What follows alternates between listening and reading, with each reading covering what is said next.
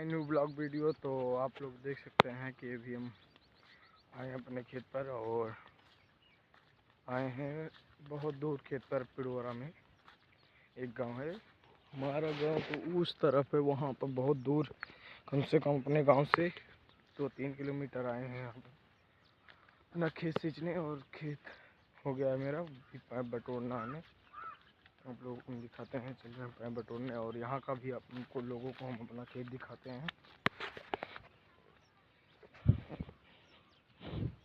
और इधर आप लोग देख सकते हैं गेहूँ बोया गया है इधर सबके खेतों में, और हम बोए हैं सरसों।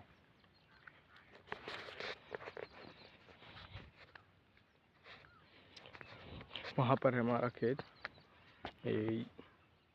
वहाँ पर वो जो सरसों दिख रही है वहाँ पर हमारा खेत।